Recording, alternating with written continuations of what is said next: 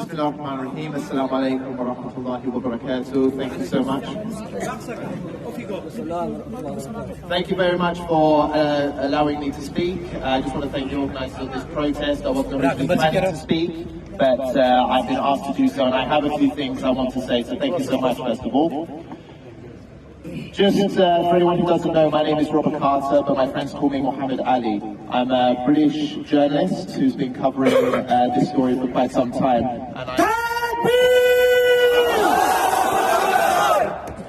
And alhamdulillah, I'm also a Muslim.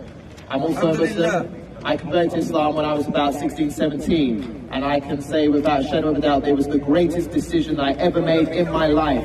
The greatest decision I ever made in my life, and I'll tell you why. Because Islam is the truth. Islam brings justice to humanity, and the message that the Prophet ﷺ brought over 1,400 years ago is the greatest message that humankind has ever received. Now, I have a message to the Swedish authorities. I may be English now, but my ancestry comes from Scandinavia, so alhamdulillah, I am proof that a Scandinavian can embrace Islam and make it a better person. Sweden, your fear, your irrational ignorance regarding Islam and regarding Muslim immigration to Europe is based on a shameful disregard for understanding what truth and justice is really all about. You claim to be a great example of democracy, a great defender of freedom of speech, but yet you are the burners of literature, the burners of poetry, the burners of one of the greatest message, the greatest book that has ever been created in this dunya, the Holy Quran. You guys are hypocrites, shameless hypocrites, who do nothing but defend hate speech by a minority of extremists and hate preachers. You should be ashamed of yourselves. How dare you try to lecture others, particularly those from the Muslim world, about democracy and freedom of speech and human rights when you promote the destruction of literature, the destruction of books like Nazi Germany did. Shame on you! Shame on you!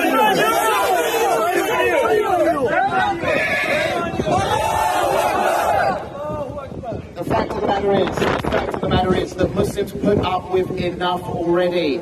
Muslims in the Muslim world have their countries bombed, destroyed, occupied and humiliated on a regular basis.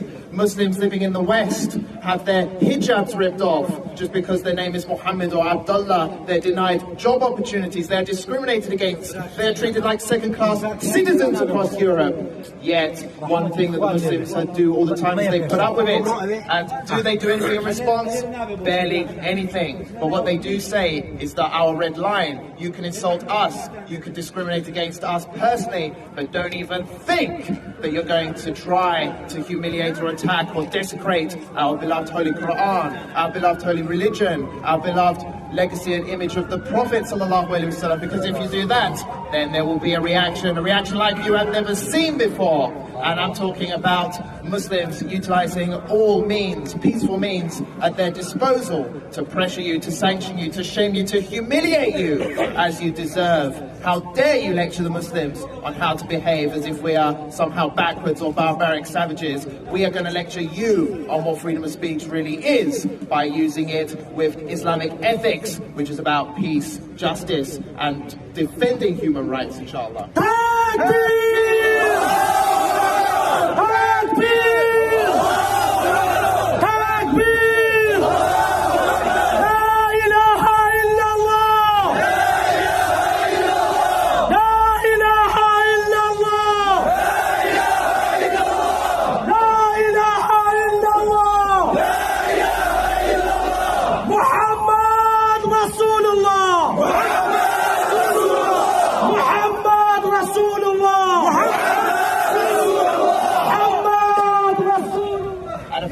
Final message from me. The fact of the matter is, to you rat-faced Quran burners like this hideous individual who dared to desecrate the Quran on Eid Day.